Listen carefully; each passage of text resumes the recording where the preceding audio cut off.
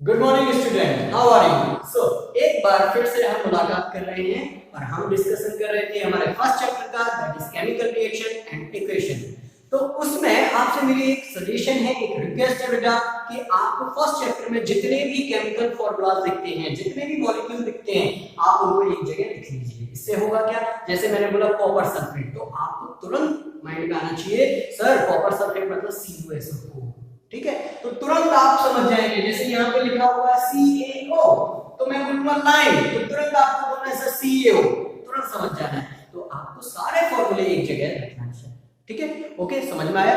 चलिए नेक्स्ट हम देखते हैं हमारा last topic, corrosion and rancidity. Corrosion क्या होता है, आप भली भांति परिचित हैं, यस और नो? कोरोजन क्या होता है?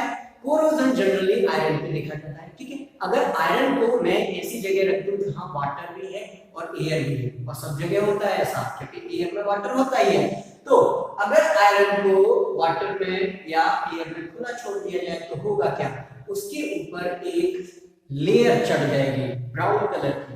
उस एक लेयर को बोलते हैं बेटा कोरोजन। क्या बोलते हैं? कोरोजन या रस्ट। क्या बोलते हैं बेटा? रस्ट। और रस्ट का अगर कोई आपसे फॉर्मूला पूछे तो आप तुरंत बताइएगा Fe2O3 XS2O। XS2O क्या है? देखते हैं। अब जैसे ही कोई आयरन का पीस है, ठीक है, अगर आयरन का पीस रखा हुआ है, अगर उसकी ऑक्सीजन और हाइड्रोजन डाइऑक्साइड वाटर से रिएक्शन होती है तो होता क्या है बेटा? देखो यहाँ पे X है कि H2O के कितने भी मॉलिक्यूल्स हो सकते हैं। ठीक है, अब देखो यहाँ पे जैसे ही ये रिएक्ट करेंगे तो बेटा कॉम्बिनेशन रिएक्शन होगी। ठीक है, और Fe2O3 XS2O फॉर्म होगा। यही है आपकी रस्ट। क्या है? रस्ट। तो रस्ट होने के लिए बेटा हमेशा याद रखना दो चीजें बहुत इंपॉर्टेंट है, एक तो एयर, एक वाटर। ठीक है, इनके बिना रस्ट पॉसिबल नहीं है। तो इससे नुकसान क्या है सर? उससे नुकसान ये है बेटा, धीरे धीरे आपका जो आयरन है, ये रस्ट पहली लेयर है, वो रस्टेड हो जाएगी, उस पे कोरोजन चढ़ जाएगा। ठीक है, फिर जैसे ही वो चढ़ जाएगी दूसरी जो लेयर है उस पे कोरोजन हो जाएगा। इस तरह से आपका आयरन क्या हो जाएगा? डिस्ट्रॉयड हो जाएगा। इसीलिए जो बड़े बड़े पुल वगैरह होते हैं आयरन के बने होते हैं या मशीनरी है, उनमें सबसे ज्यादा प्रॉब्लम देखा जाता है कोरोजन का। इससे बचे कैसे? सबसे बढ़िया उपाय है आप उसको पेंट कर दीजिए। क्या कर दीजिए? पेंट। चलिए रेंसिडिटी देखते हैं। रेंसिडिटी, रेंसिडिटी क्या है? रेंसिडिटी तो आपने कभी कभार देखा होगा बेटा, जैसे कई दिनों से बहुत दिनों से कोई फूड रखा हुआ है, ठीक है, या चिप्स वगैरह रखा हुआ है, कोई भी सब्जी वगैरह आप देखते हैं तो आप देखते हैं कि कुछ दिनों बाद उसमें स्मेल आना स्टार्ट हो जाता है। ये सुन लो, और जनरली ये पता है किसमें होता है? जिसमें ऑयल होता है। किसमें? ऑयली जो चीजें हैं बेटा आपकी, क्या ऑयली सब्सटेंस है, वो क्या करते हैं? ऑक्सीडाइज हो जाते हैं। क्या हो जाते हैं? ऑक्सीडाइज। देखो कोरोजन और रेंसिडिटी ये दोनों नेगेटिव इफेक्ट है इसके ऑक्सीडेशन के। किसके? ऑक्सीडेशन के। देखो जो आपका आयरन है उसका ऑक्सीडेशन हुआ, ठीक है, उसमें ऑक्सीजन जुड़ा कि नहीं? रेंसिडिटी, इसमें भी बेटा जो ऑयली सब्सटेंस है उसमें ऑक्सीजन क्या होता है? आपका प्लस हो जाता है, तो ऑक्सीडेशन प्रोसेस होती है। और इससे होता क्या है, जो आपका फूड आइटम है वो धीरे धीरे क्या हो जाता है? आपका रेंसिड हो जाता है। क्या हो जाता है? रेंसिड। और रेंसिड उसमें स्मेल आने लगती है, बैड स्मेल। कैसी स्मेल बेटा? Bad smell. ठीक है, तो समझ जाइएगा वो हमारा जो फूड है वो रेंसिड हो गया है। ठीक है, याद रहेगा। तो इसको बचाने के लिए क्या करें? देखो एक उपाय के लिए है, आप ऑक्सीजन से रिएक्शन हो नहीं मत दो। तो ये कैसे कर सकते हैं? कुछ एंटीऑक्सीडेंट आते हैं। क्या आते हैं बेटा? एंटीऑक्सीडेंट। क्या आते हैं? एंटीऑक्सीडेंट। ये क्या करते हैं बेटा? आपके फूड को ऑक्सीजन से रिएक्ट ही नहीं करने देते हैं। एंटी मतलब जो ऑक्सीडेशन को ना होने दे, एंटी से। ठीक है, ऐसे इसमें एक एग्जांपल आता है आपका सोडियम। ठीक है, सोडियम मेटा बाई सल्फाइड, थोड़ा बड़ा सा नाम है बेटा, ये एक आपका एंटीऑक्सीडेंट है, याद रख सकते हैं। और क्या उपाय है। और क्या सॉल्यूशन है? आपने देखा होगा जैसे चिप्स वगैरह के पैकेट हैं फूले हुए आते हैं, तो उसमें देखो नाइट्रोजन गैस रख देते हैं, कौन सी? N2। और N2 गैस की क्या करती है बेटा? उसमें ऑक्सीजन से रिएक्ट नहीं करने देती, इसीलिए हमारा फूड बहुत दिनों तक क्या रहता है? अच्छा रहता है। और क्या कर सकते हैं? जो एक प्रोसेस आपने पढ़ी होगी पॉस्चराइजेशन। पॉस्चराइजेशन मींस उसको पहले गर्म करते हैं फिर ठंडा करते हैं, उस प्रोसेस से भी आपके ऑर्गेनिज्म इसमें जनरेट नहीं हो पाते हैं। और क्या कर सकते हैं? हमारे फूड को बहुत ज्यादा कूल टेम्परेचर पे स्टोर करके रखते हैं, जैसे फ्रीज रेफ्रिजरेटर में करके रखते हैं। और दूसरा और क्या उपाय है सर? उसको बॉईल कर सकते हैं। क्या? बॉईल करिए आप, ठीक है? तो बॉईल करने से क्या होगा? उसमें रेंसिडिटी नहीं आएगा। तो ये कुछ मैंने आपको सॉल्यूशन बताया टू अवॉइड रेंसिडिटी। ओके, तो यहाँ पे बेटा हमारा चैप्टर खत्म हो गया है। अब चलिए हम कुछ बैलेंसिंग इक्वेशन वाले क्वेश्चन देखते हैं, थोड़ा सा उसमें और हम एक्सरसाइज करते हैं, थोड़ा और प्रैक्टिस करके देख लेते हैं। तो चलिए स्टार्ट होते हैं बैलेंसिंग से। किससे? बैलेंसिंग से। तो मैं एक एग्जांपल ले रहा हूं, बहुत ही सिंपल एग्जांपल है बेटा, जैसे कि S2 प्लस Cl2। ये हम क्या पढ़ रहे हैं? बैलेंसिंग के कुछ क्वेश्चंस देख रहे हैं, कुछ एग्जांपल देख रहे हैं। S2 प्लस Cl2, इससे बना बेटा आपका HCl। क्या बना? HCl। अच्छा, इसमें मुझे देख के बताओ कि क्या ये बैलेंस है या नहीं। कैसे देखेंगे? ये LHS ये RHS, तो यहाँ पे जितने भी एलिमेंट है वो लिख लो Cl, यहाँ पे भी H और Cl है। यहाँ पे हाइड्रोजन कितने लिखने हैं? देखो बेटा, जो नीचे लगा रहता है किसी भी एटम के, वो उसके नंबर को शो करता है। तो यहाँ पे हाइड्रोजन कितने हैं? 2। यहाँ पे देखो बेटा क्लोरीन कितने हैं? 2। यहाँ पे देखो बेटा हाइड्रोजन कितने दिख रहे हैं? 1 सर। यहाँ पे क्लोरीन कितने दिख रहे हैं? 1 सर। क्या बेटा? बैलेंस का मतलब बेटा, जैसे आपने तराजू देखा होगा, 1 केजी 1 केजी, तो वो क्या होगा? बैलेंस। लेकिन यहाँ 2 केजी यहाँ 1 केजी, तो बैलेंस होगा क्या? नहीं, एक ऊपर एक नीचे हो जाएगा। तो उनको बैलेंस करना है, मतलब हर एलिमेंट के एटम इक्वल होने चाहिए। जैसे हाइड्रोजन यहाँ 2 है तो इधर भी 2 होने चाहिए, 6 होते तो इधर भी 6 होने चाहिए थे। यहाँ पे क्लोरीन 8 है, सपोज करिए 8 है, तो इधर भी 8 होने चाहिए थे। यहाँ पे देखो 2 है, यहाँ पे 1 है, बैलेंस है कि नहीं है? तो अब मैं क्या करूँ? मैं इसको बैलेंस करूंगा। तो कैसे कर सकते हैं? यहाँ पे 2 है, तो देखो स्टार्टिंग कहां से करनी है बेटा, मैं आपको बता दूं, जिसमें सबसे ज्यादा एटम है। तो यहाँ पे जिस एलिमेंट के सबसे ज्यादा एटम है पहले उसको उठाओ। तो Cl दो है, कोई सा भी ले लो, ठीक है? तो यहाँ मेरे को 2 बनाना है, हाइड्रोजन और क्लोरीन को। तो मैं यहाँ 2 लगा दूं क्या? नहीं कर सकता बेटा। इससे क्या है? इसका फॉर्मूला चेंज हो जाएगा। कभी भी आप नीचे नहीं लगा सकते हैं। जो भी एलिमेंट है या एटम है उसके नीचे आप नंबर कभी भी नहीं लगाओगे, आप लगाओगे आगे लगा सकते हो। एक ही उपाय, आगे। तो मैं यहाँ कितना लगा दूं? 2। इसका क्या मतलब होता है कि हाइड्रोजन भी डबल हो गया, क्लोरीन भी डबल हो गया, जो कुछ आएगा वो डबल हो जाएगा। अब देखो हाइड्रोजन 2 हो गए, क्लोरीन भी 2 हो गए। क्लियर है? चलिए एक और एग्जांपल देखते हैं। इस तरह से हम कुछ एग्जांपल देख लेते हैं, ठीक है? तो एक और एग्जांपल हम लेके देख रहे हैं, जैसे कि अगर मैंने सपोज करो एग्जांपल लिया BaCl2 प्लस H2SO4, ठीक है? और ये क्या बना रहे हैं? आपके लिए बना रहे हैं BaSO4 प्लस HCl। इसको देखना बेटा, यहाँ पे देखो Ba बेरियम 1 है, ठीक है?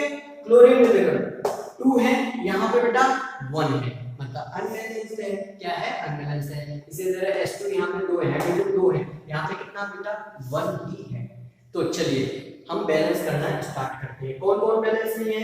क्लोरीन बैलेंस नहीं दिख रहा है मुझे, हाइड्रोजन बैलेंस नहीं दिख रहा है, सल्फर 1 है, यहाँ पे भी 1 है, क्योंकि तो बैलेंस्ड है। ऑक्सीजन यहाँ पे 4 है, यहाँ पे 4 ऑक्सीजन है। इन दोनों को मुझे क्या करना है बेटा? बैलेंस करना है। तो मैं क्या करूं?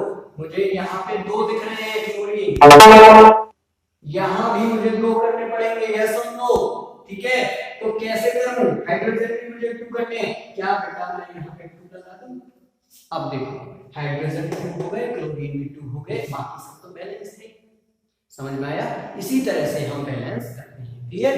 चलिए एक और एग्जांपल ले लेते हैं। इसी तरह से NaCl, एक एग्जांपल लिया मैंने NaCl sodium chloride plus AgNO3 दोनों रिएक्ट करते हैं बेटा और क्या बनाते हैं आपका AgCl प्लस NaNO3। इसमें बताइए चलिए कैसे बैलेंस करेंगे। सोडियम कितना है 1, सोडियम 1, NO3 1 ही है, Cl एक ही है, ऑक्सीजन 3 है, नाइट्रोजन भी। तो क्या बेटा इसमें सारे एटम बराबर हैं, लेफ्ट हैंड साइड और राइट हैंड साइड। तो ये पहले से ही बैलेंस है। क्या है, पहले से ही बैलेंस है, तो हमको इसको बैलेंस करने की जरूरत नहीं है, इट्स ऑलरेडी बैलेंस्ड। क्या है ये, पहले से क्या बेटा बैलेंस्ड है। चलिए और एग्जांपल ले लेते हैं, जैसे कि इस बार मैं एग्जांपल ले रहा हूं Na प्लस H2O। सोडियम को मैंने वाटर से क्या कराया, रिएक्ट कराया बेटा, और इससे बनता है NaOH प्लस H2। ठीक है, हम थोड़ा सा अपना लेवल हाई करते जा रहे हैं। सोडियम 1 है, यहां भी 1 है, हाइड्रोजन 2 है, यहां पे 1 और 2 3 हो गया बेटा, 3 है, तो हाइड्रोजन आपका बैलेंस नहीं है। क्लियर, ऑक्सीजन देखो, ऑक्सीजन 1 यहां 1, ऑक्सीजन बैलेंस है। क्या बैलेंस नहीं है बेटा, आपका बैलेंस हाइड्रोजन नहीं है और सब कुछ बैलेंस है। तो चलो करते हैं, यहां पे हाइड्रोजन कितने है बेटा 2, यहां पे 3 हाइड्रोजन है। तो मैं क्या करूं, मैं क्या कर सकता हूं, जरा सोच के देखो। जैसे 2 और 3, यहां पे अगर मैं 2 लगाऊं तो क्या मेरा काम बन रहा है, क्या नहीं, और ज्यादा हो रहा है। ठीक है, यहां पे करके देखो। ठीक है, जैसे मैंने यहाँ पे 2 लगा दिया तो देखो 4 हाइड्रोजन हो गए। अच्छा यहाँ से बेटा ये जो नीचे वाला नंबर है इसके साथ नंबर है उससे क्या होता है मल्टीप्लाई, तो 2 2 जा 4 हो गया। कितना हो गया 4। ओके, तो यहाँ पे 4 हो गए, यहाँ पे 3 है। ठीक, अब मैं क्या करूं, चलो 2 यहाँ लगा के देखो, इससे क्या हो जाएगा 2 हाइड्रोजन 4 हो गया, यहाँ पे 2 और 2 4 हाइड्रोजन हो गया। कितना हो गया 4 हाइड्रोजन, और यहाँ भी 4, मेरा काम बन गया। लेकिन बेटा सोडियम गड़बड़ा गया, सोडियम यहाँ पे 2 है, यहाँ भी क्या करना पड़ेगा 2। समझ में आया, ऑक्सीजन देखो कितना है, इसके साथ है बेटा, तो ये 2 और यहाँ पे कितना है 2, ये बैलेंस है। तो अब हमारी इक्वेशन क्या है, इस तरह से हम क्या करेंगे बेटा बैलेंस करेंगे। क्लियर है, चलिए एक और एग्जांपल देख लेते हैं। ठीक है, इससे ज्यादा डिफिकल्टी का आपका नहीं आएगा। ठीक, जैसे कि HNO3 प्लस उसका हम कैल्शियम हाइड्रोक्साइड से क्या कराते हैं, रिएक्शन कराते हैं, तो हमारे पास बनता है कैल्शियम नाइट्रेट NO3 प्लस आपको बन जाता है H2O। तो बेटा ये आपकी क्या है रिएक्शन, केमिकल रिएक्शन। सबको देखो, हाइड्रोजन कितना बेटा 1, यहां से देखो ये जो ब्रैकेट होता है, तो ब्रैकेट के बाहर जितना भी नंबर है, सपोज करिए 2 है या 3 है, उतना टाइम्स हो जाएगा। जैसे यहाँ 2 है तो ये जो अंदर लिखे हैं ना वो उतना ही टाइम्स हो जाएंगे, तो यहाँ ऑक्सीजन 2 टाइम्स, हाइड्रोजन 2 टाइम्स। ठीक है, इसी तरह से यहाँ पे नाइट्रोजन 2 टाइम्स हो जाएगा, O3 ऑक्सीजन पहले से 3 है तो 2 टाइम्स हो जाएगा, तो 6 यहाँ पे ऑक्सीजन हो जाएंगे। क्लियर है, तो चलो यहाँ पे हाइड्रोजन 1 प्लस 2 3 हाइड्रोजन है, हाइड्रोजन कितने बेटा 3, यहाँ पे देखो हाइड्रोजन कितने हैं भाई साहब 2 ही हैं। ओके, नाइट्रोजन देखो 1, यहाँ पे कितने हैं, यहाँ पे 2 है बेटा, यहाँ पे 1, यहाँ पे नाइट्रोजन 2 दिख रहे हैं आपको। क्लियर, और क्या बचा कैल्शियम, कैल्शियम देखो 1 है, यहाँ पे कितना है 1 ही है, तो कैल्शियम आपका बैलेंस्ड है, कैल्शियम आपका बैलेंस्ड है, ये 1 लगा दिया। क्लियर, ओके, अब देखो और क्या बचा बेटा ऑक्सीजन, ऑक्सीजन देखो, ऑक्सीजन इधर कितना है देखो 3 इधर है 2 इधर है, टोटल कितना हुआ 5। क्लियर, 3 और 2 5, यहाँ पे देखो यहाँ कितना है 3 2, ये डबल हो जाएगा 6 प्लस 1 7, ऑक्सीजन यहाँ पे कितना मिलेगा 7। क्लियर है, अब हमको बैलेंस क्या करना है, हाइड्रोजन नाइट्रोजन ऑक्सीजन ये सब बैलेंस आपको करना है। तो चलिए इसमें क्या करें, सबसे पहले हम इसको नाइट्रोजन 2 दिख रहा है, उधर 2 है, इधर 1 ही है, क्या मैं यहाँ पे 2 लगा दूं? देखो क्या बैलेंस हो गया? यस सर, बैलेंस हो गया आपका, नाइट्रोजन 2 हो गया, नाइट्रोजन खत्म, ठीक है, यहाँ पे नाइट्रोजन खत्म। उसके बाद अब मैं बात करूं ऑक्सीजन की, किसकी? ऑक्सीजन की। तो यहाँ पे देखो बेटा कितना ऑक्सीजन टोटल हो गया। अच्छा पहले कैल्शियम को बैलेंस कर ले, कैल्शियम यहाँ पे कितना दिख रहा है? 1, कैल्शियम तो बैलेंस है, ओके। बचा क्या? देखो हाइड्रोजन बचा हमारा, नाइट्रोजन हमने कर लिया, ऑक्सीजन और हाइड्रोजन बचा। हाइड्रोजन देखो बेटा यहाँ पे कितना है? 2, और यहाँ भी कितना? 2, कितना हो गया? 4, ठीक है। यहाँ पे अब कितना है? यहाँ पे बेटा 2 ही है, इसको 4 बनाने के लिए क्या करूं? यहाँ पे बेटा देखो 2 कर, क्या हो गया अब आपका? हाँ सर हो गया। तो नाइट्रोजन भी हो गया, ठीक है, हाइड्रोजन भी हो गया, बचा क्या? ऑक्सीजन बचा। तो देखो ऑक्सीजन टोटल 2 3 जा 6, ये बेटा इस नंबर से क्या है? मल्टीप्लाई, तो 6 ऑक्सीजन हो गया। यहाँ पे देखो 6 और 2 ये है, 6 और 2 8, कितना हो गया?